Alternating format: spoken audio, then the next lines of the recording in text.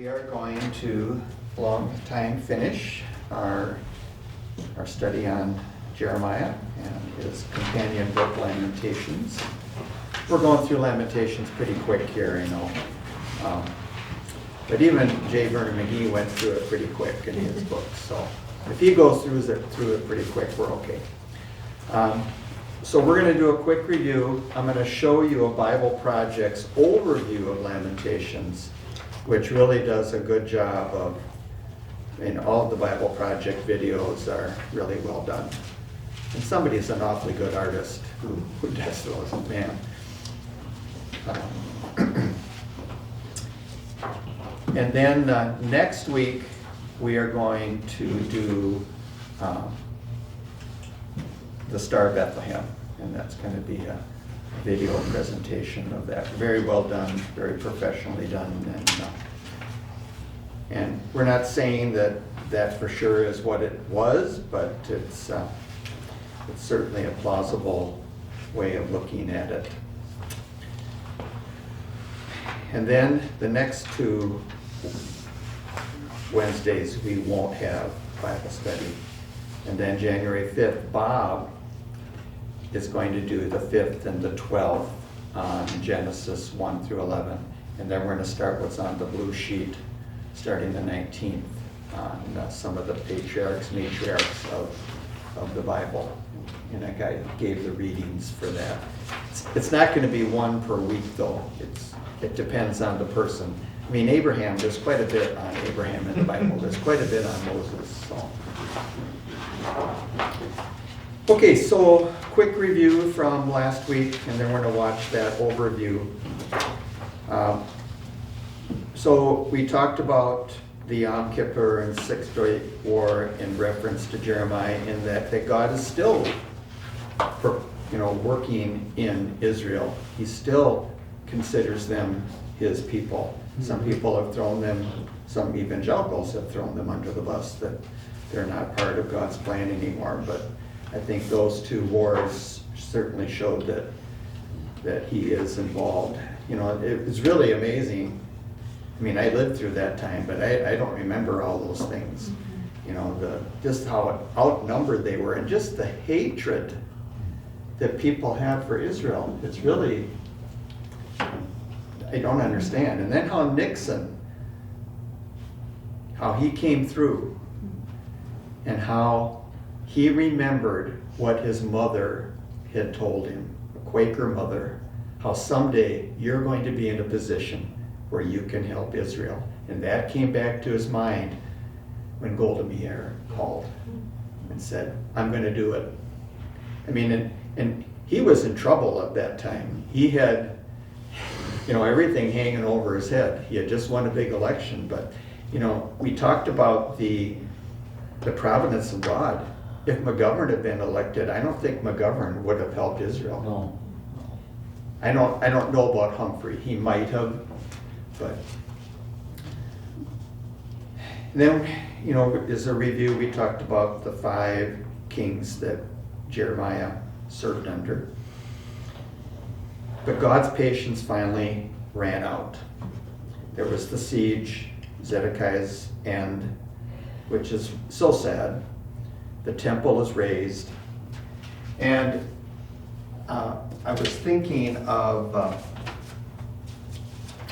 in 1 Kings, I had been reading about Solomon and how God warned way back then, if you and your sons turn away from following me and do not keep my commands and my statutes that I have set before you, if you go and serve other gods and worship them, I will cut off Israel from the land I gave them. I will reject the temple I have sanctified for my name. Israel will become an object of scorn and ridicule among the people. Though this temple is now exalted, every passerby will be appalled and will hiss. They will say, why did the Lord do this to the land and this temple? Then they will say, because they abandoned the Lord their God, who brought their ancestors out of the land of Egypt. They clung to other gods and worshipped and served them. Because of this, the Lord brought all this ruin on them. can't say they weren't warned. Hundreds of years before it happened. And that was a recurring theme through all the kings. The prophets would come and say, hey, and they say, yeah, but it's not going to happen in my lifetime. So I'm okay. Well, I just thought that really hit me when I read that in my devotion as I was reading 1 Kings. I said, man, God really told him. And then, just as a reminder too, how Jeremiah's words to the exiles, okay, that those that were already sent to Babylon, and we saw that video on that. This is what the Lord of hosts, the God of Israel, says to all the exiles. Build houses, live in them, plant gardens, eat their produce, take wives, have sons and daughters, take wives for your sons, and give your daughters to men in marriage, so that they may bear sons and daughters. Multiply there, do not decrease. Seek the welfare of the city I have deported you to. Pray to the Lord on their behalf, for it has prosperity. You will prosper as well. And then, when 70 years of Babylon are complete, I will attend you and will confirm my promise concerning you to restore you to this place. It's interesting in the times of persecution how the Israelites multiplied. I mean, you think of Egypt. I mean, when they left Egypt, they were probably 3 million or so people. They started with, 70 or so? The extended family. Boy, they were pretty virile, They The sand on the seashore. And I know that some of you have noted that verse when, Pharaoh talked to the midwives and said, you got to kill these babies. They said, man, these Israelite women, they go out and have the babies in the field and they get up and they run away. Which seems a little bit extreme. I don't think those of you that have had children, I don't think you felt quite that way. I don't think even the husbands felt that way. So, Cyrus was prophesied, which is amazing that he was prophesied by name what he would do. And Daniel saw the 70 years. The Jews prospered despite the persecution. Exiles then started returning. Cyrus let them come back. Zerubbabel came back and they built the temple. Now the temple wasn't, wasn't as good as the original. And then Ezra came at that time too. And then Nehemiah came and rebuilt the wall. And then Esther and Mordecai also were Jews, of course, that prospered. We talked about that. So the New Testament applications, we always have to remember that Christ is merciful and loves with an everlasting love, just like he's loved Israel with an everlasting love. And he keeps his covenants. And then we started Lamentations, that Jeremiah's tears, he was, McGee called him, the Bible's crybaby. But he was the right man for the job. Elijah wouldn't have been the right man for the job, because Elijah would have jumped the gun and called down fire from heaven. But he had a tender heart to him. It really hurt him to give those admonitions and those warnings. They were very vivid imagery of destruction. And it's called a hymn of heartbreak, a psalm of sadness, a poem of pity, a wailing wall of the Bible. But the vivid imagery of the nakedness exposed, the filthiness, the trodden down like a wine press. God's holiness cannot tolerate sin. And that's what's kind of forgotten about, today. G. Campbell Morgan said, and I didn't give this last week, but this is the supreme necessity and interest of the universe, Prisons are in the interest of the free. Hell is a safeguard of heaven. A state that cannot punish criminals is doomed, and a God who tolerates evil is not good. We can't just say God waves his hand, oh, that's okay. Boy, and like I said, that was such a good, overview. That I think it really helps all of us. And that whole idea that, and it was an acrostic. I mean, that guy must have been pretty smart to be able to, of course, the Holy Spirit was helping him. But now it's interesting, he said that unknown author, I think it's generally accepted it was Jeremiah, because he was really there. I guess it doesn't say at the beginning the words of Jeremiah. But. Could I ask one question? I know Yeah. I'm new. Yeah. The lady that's the drummer player was the one that invited me. Oh, okay. Her husband's a drummer player. Okay, is Lamentations written by Jeremiah? That's what we think, yeah. Oh, I'm sorry. But this guy said that it was an unknown author, but it's generally, I think, accepted Oh, that I it must see. have been Jeremiah. Okay, Right? because I never heard that. Yeah, and so that's why we had a little bit extra time, so we decided, well, let's throw Lamentations into the mix for the study. Okay, well, the reason for the exile, God warned over and over again, and I read about Solomon, God telling Solomon this is what would happen. In Isaiah chapter 30, verses 2 through 3, says, they set out to go down to Egypt without asking my advice in order to seek shelter under Pharaoh's protection. But Pharaoh's protection will become your shame, and refuge in Egypt's shadow your disgrace. Remember, after the fall, they did go down to Egypt again. They took Jeremiah with them. That's where Jeremiah died. Verses 10 through 11, Isaiah said, and they said to the seers, do not see, and to the prophets, do not prophesy the truth to us. Tell us flattering things. Prophesy illusions. Get out of the way. Leave the pathway. Rid us of the Holy One of Israel. Wow. Don't tell us the truth. Have we ever heard that before? Yeah. Cover it up. Well, and of course, if we're honest, we probably felt that way at times too. Somebody's confronted you and you said, don't tell me that. I don't want to hear that. Maybe your spouse told you that. Of course, that wouldn't happen. No, that, I was about to say never. Never. But God always promised mercy, and Isaiah did the same. Verse 18,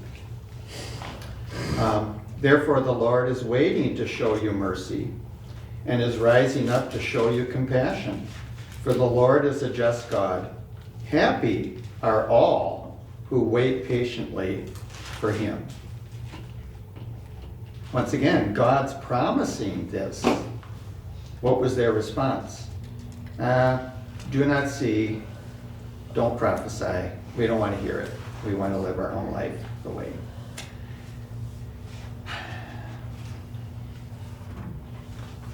Well, Psalms are filled with laments as well.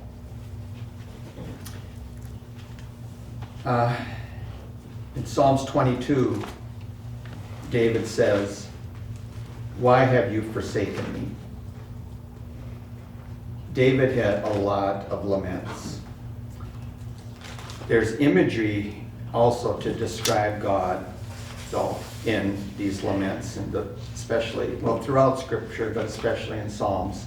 Can you think of some of the imagery that the writers of Psalms or others have used to describe God? Maybe inanimate objects, or what are some ways that God is described when you're in the pits, or as Anna Green Gables would say, in the depths of despair? Rock. A rock. Fortress. A fortress, good. What are some others you can think of? God is my rock, God is my fortress.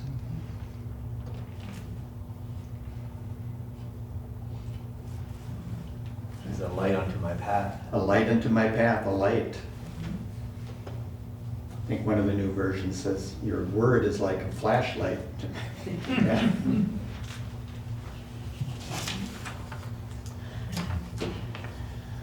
A mother hen is one. A strong deliverer. A shield. A high tower. Enthroned on high. A shepherd. A shepherd, right? He's the high and holy one that inhabits eternity. He's my refuge. So in the midst of those laments, they often give those vivid descriptions that you can, put in your mind. That's always good, isn't it, to have some visual in your mind. And that's what the writers of Scripture did. Well, we're encouraged to pour out your heart to Him and to be honest.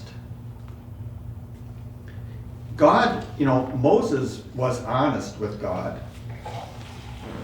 God didn't strike him dead because he was honest and saying, wait a minute, God wants us to pour out our heart. He knows what we're feeling anyways, so we might as well tell him, right? I mean, we're not always honest with other people. I mean, people say, how you doing? I'm doing great. Yeah. God tells to make a specific petition. Laments uncover what you need to ask for.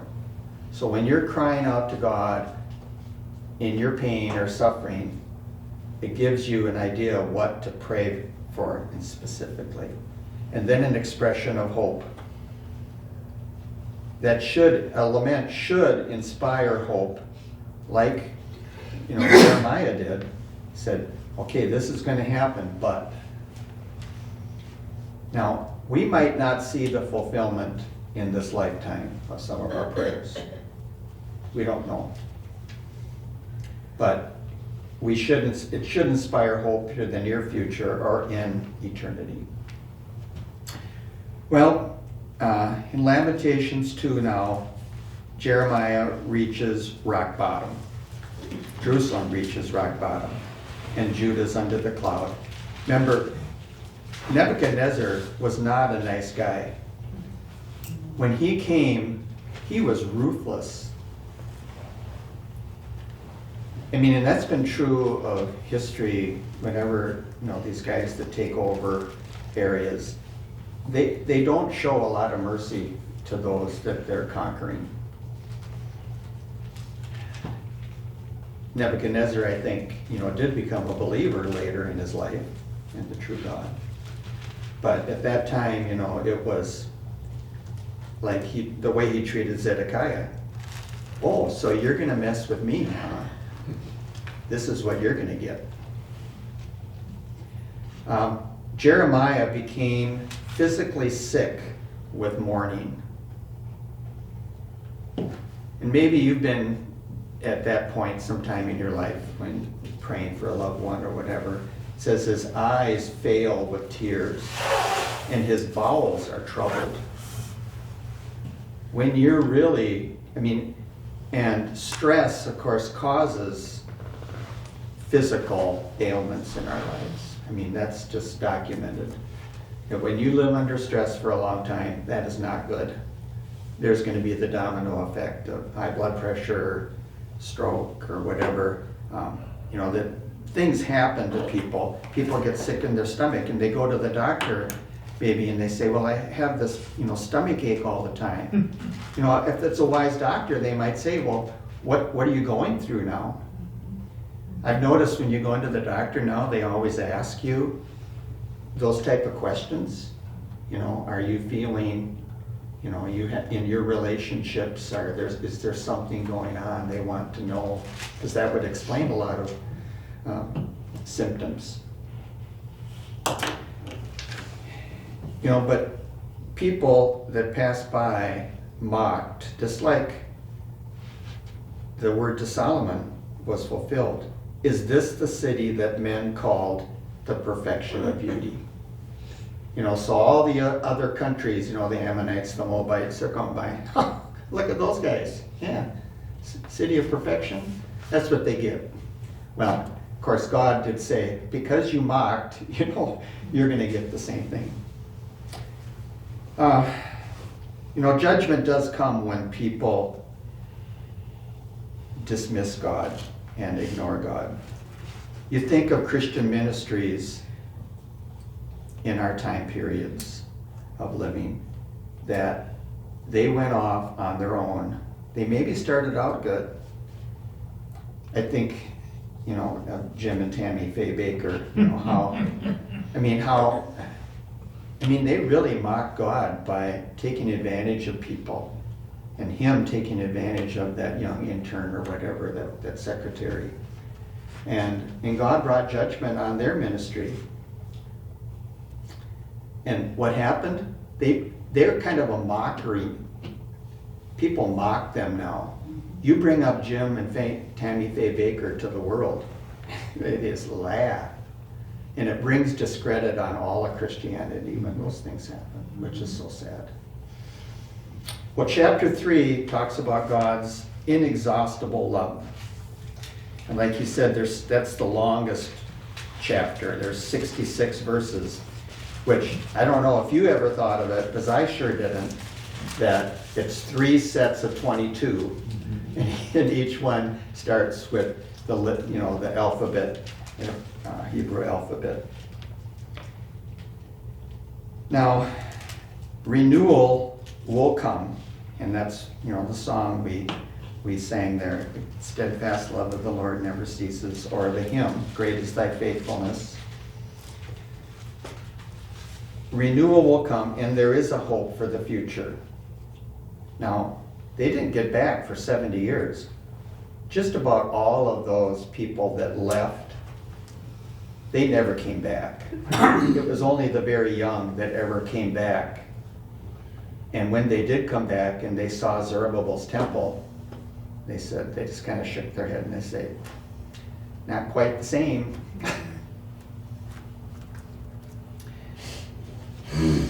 Well, it is the only bright spot in the Bible with that verse, or in Lamentations. It's the Lord's mercy that we are not consumed.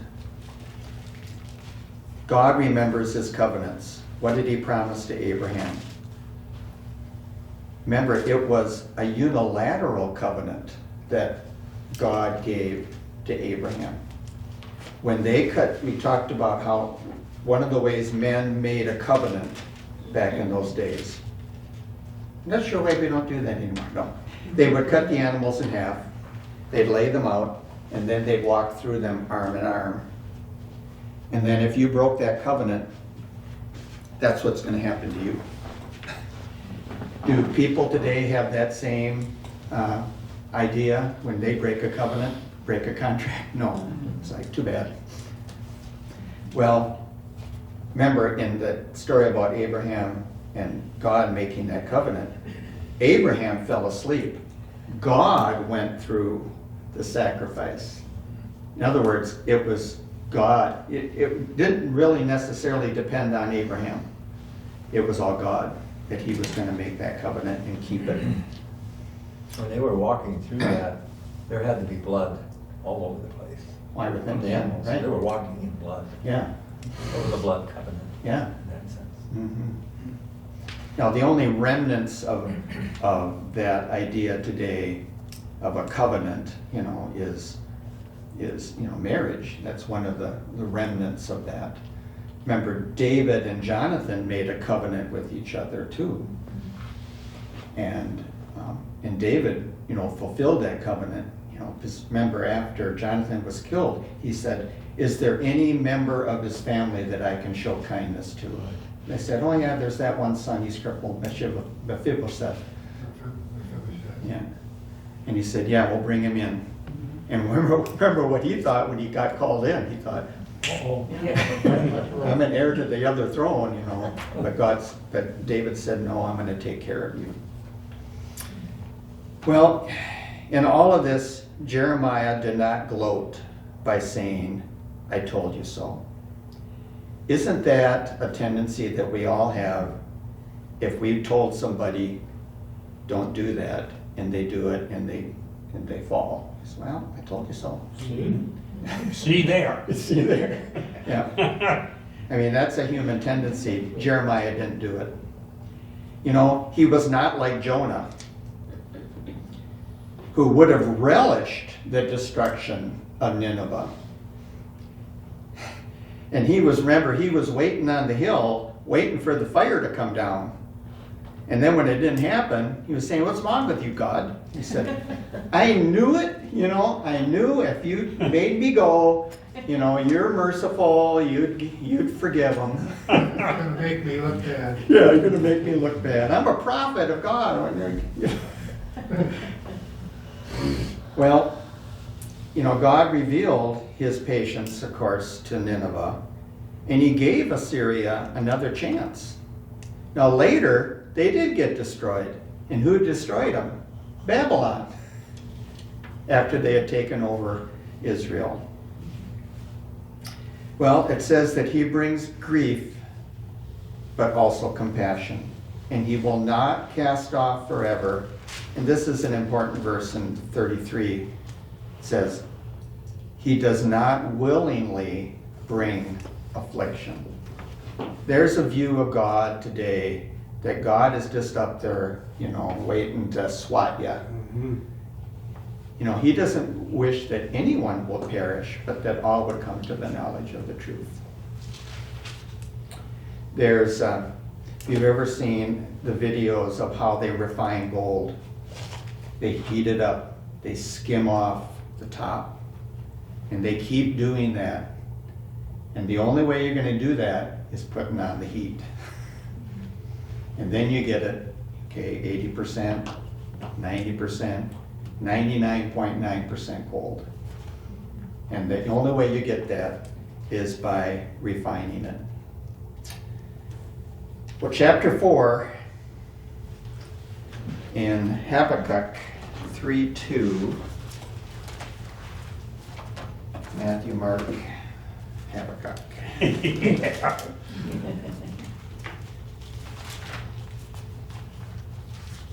Somebody want to get that? I didn't have it pre-marked here. What was the chapter? Chapter 3, verse 2. O Lord, I have heard the report of you and your works. O Lord, do I fear. In the midst of the years, revive it. In the midst of the years, make it known. In wrath, remember mercy. Yeah. In wrath, remember mercy. That really fits in too with the whole idea that we're talking about. In chapter 4 of Lamentations now, verses 1 and 2, it says, the young men that had been like fine gold were now esteemed as earthen pottery. It's kind of a downer, isn't it? And so those young men that were once the elite, you know, we hear that term a lot today, the elite of society. Well, they had become slaves now in Babylon, probably working in, you know, who knows where, a real great place. In chapter 4, verse 5, it says, those that were brought up in plenty, this is descriptive, now embrace the dunghill. Wow. That would be like us saying, now embrace the septic tank. Or if you're living on a farm, I think there's usually a big dunghill, right? So talk about a downer again. Lamentations 4:6, it says, the punishment is greater than Sodom. Why do you think that's true? Because of their great sin. because of their great sin. But Sodom had great sin too, but what was the difference? Why would they be judged more than Sodom? They were his people. They were his people. They knew the truth very clearly. They, to whom much is given, much is required. They have been, there's, today, there's no excuse for most Americans to say, oh, I didn't know.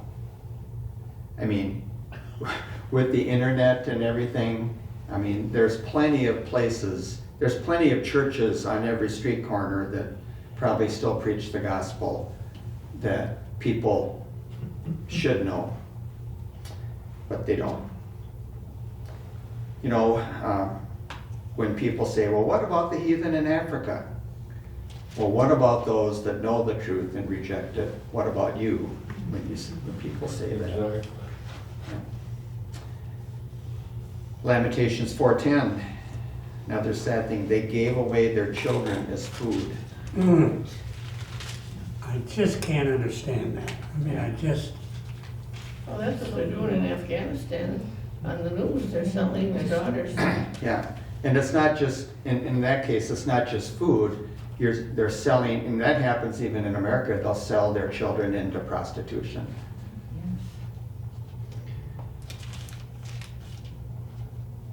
Well, if we have time, we're going to watch a quick little clip. This apparently the same thing happened when Titus demolished Jerusalem and the temple in 70 AD. Remember, the temple was rebuilt by Herod. I think I've read that it was even bigger than the original. And Herod thought, hey, they're really going to love me now, even though I'm descendant of Esau. And it didn't quite happen that way. But in 4:13, priests and false prophets are held accountable too for not warning. They're the ones that should have joined with Jeremiah and said, what he's saying is true, listen to him. They didn't. And the false prophets gave in to what the people were saying. Just tell us nice things. Just tell us about, that our self-esteem is important. Well, the people did not listen. And there were some priests apparently that did stay true. In 4:22, he promises that they would go into captivity again. He would plant them in the land. And we've seen that. In history, I don't know if it was Tom that said, that one of the ways that we know there's a God is that Israel still exists. You think of where are the Moabites today? Where are the Ammonites? They're not around anymore. Chapter 5, verse 15 of chapter 5 says, the joy of our heart has ceased. What a sad lament that is. Verse 21, he says, turn us unto you, O Lord, and we shall be turned, renew our days as of old. Turn us unto you, O Lord. It was interesting what he said about chapter 5, that was one where they didn't go through the orderly 22. It was just kind of he said, I give up. Yeah. Daniel Webster said, and I think you have this quote on your sheet, if religious books are not widely circulated among the masses in this country, I do not know what is going to become of us as a nation. If truth be not diffused, then error will be. If God and his word are not known and received, the devil and his works will gain the ascendancy. If the evangelical volume does not reach every hamlet, the pages of a corrupt, licentious literature will. Wow. If the power of the gospel is not felt throughout the length and breadth of this land, anarchy misrule, degradation, misery, corruption, and darkness will reign without mitigation or end. Boy, And that's happening right here in America. I mean, was Daniel Webster a prophet or what? Now, Ben Franklin, Ben Franklin is usually viewed as one of the least religious, quote unquote, of the founding fathers. It's interesting that he was a big fan of George Whitefield. I think I had mentioned that before. When Whitefield came from England to preach over here at the time of Jonathan Edwards. Not Jonathan Winters, but he said, "I have lived, sir, a long time, and the longer I live, the more convincing proofs I see of this truth, that God governs in the affairs of men. And if a sparrow cannot fall to the ground without his notice, is it probable that an empire can rise without his aid? We have been assured, sir, in the sacred writings that except the Lord build, they labor in vain that build it. I firmly believe this, and also believe that without his concurring aid, we shall succeed in this political building no better than the builders of Babel." And he was the most unreligious, him saying, I just think if he can use that a sparrow cannot fall to the ground without his notice, I don't think he was a deist, or a full-blown deist anyways, because the deist would have said, God throughout the world, yep, but then have fun. You're on your own now, buddy. And I got other bigger fish to fry. No. So I think some of George Whitefield's teachings probably ended up in Franklin's heart. Now, Franklin, as we have all seen in history lessons, when he went to France, he was not the best representative of morality. He fit right in, boy, with all the immorality that was going on in the French court. But For 20 years. yeah, you didn't want to come back, man. This was good. They treated me like royalty here.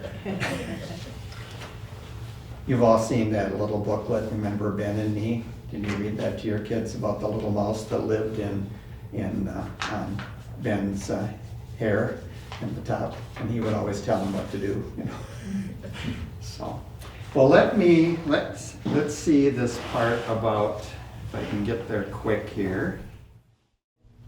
That was probably very similar to when Nebuchadnezzar, invaded Jerusalem 700 years previous. Very sad. Very sad. And then, of course, you're familiar with the story of Masada, too, how there were that one group that went up to that mountain retreat of Herod's and were trying to hold out. And they built a big ramp up. And before they got there, they all committed suicide. Yeah, Masada, yeah. So, a lot of history when you talk about Israel. And Jeremiah certainly talked a lot of history covered in the book of Jeremiah. So next week, the Star of Bethlehem, and I think for those watching at home, if you wanted to watch the videos we watched today, there'll be a link that you can watch them. Okay, thank you for coming, and we'll see you next week. Good. Okay.